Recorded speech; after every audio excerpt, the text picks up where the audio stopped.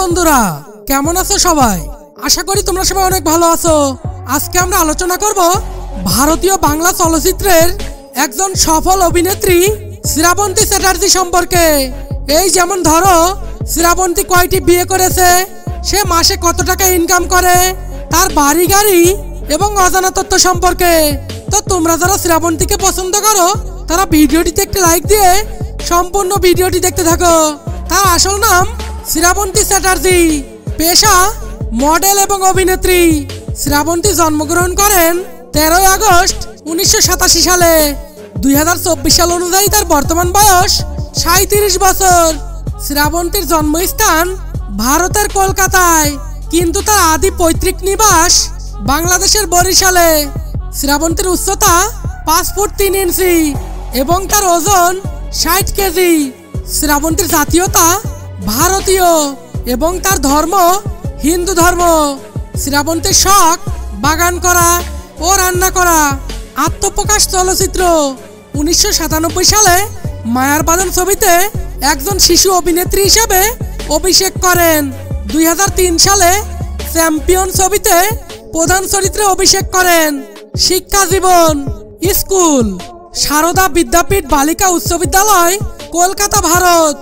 Income, তিনি প্রতিটি ছবির জন্য 40 থেকে 50 লক্ষ টাকা পারিশ্রমিক নেন। মোট ইনকাম $5 মিলিয়ন।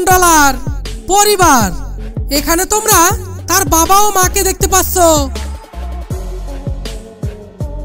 প্রথম স্বামী রাজীব কুমার বিশ্বাস, 2003 থেকে 2016 সাল। রাজীব কুমার এবং শ্রাবন্তীর একটি ছেলে রয়েছে, তাদের ছেলের নাম অভিমন্যু চ্যাটার্জি। দ্বিতীয় স্বামী কৃষাণ বিরাজ, 2016 থেকে 2017 সাল। তৃতীয় স্বামী রোশন সিং, 2019 থেকে 2020 সাল, কিন্তু বর্তমানে শ্রাবন্তী সিঙ্গেল হিসেবে জীবনযাপন করছেন। বাড়ি, গাড়ি। শ্রাবন্তীর অভিনীত সেরা চলচ্চিত্রগুলোর মধ্যে রয়েছে অমানুষ, ভালোবাসা ভালোবাসা, ফাইটার, বিন্দাস, শিকারি, ভাইজান এলোরে এবং সেদিন দেখা হয়েছিলর মতো আরো বেশ কিছু জনপ্রিয় চলচ্চিত্র। অজানা তথ্য, শ্রাবন্তী চ্যাটার্জি 1997 সালে শিশু শিল্পী হিসেবে অভিনয় জীবনের শুরু করেছিলেন। তিনি কয়েকটি টিভি সিরিয়ালেও কাজ করেছেন। খুব অল্প বয়সেই তার বিয়ে হয়েছিল।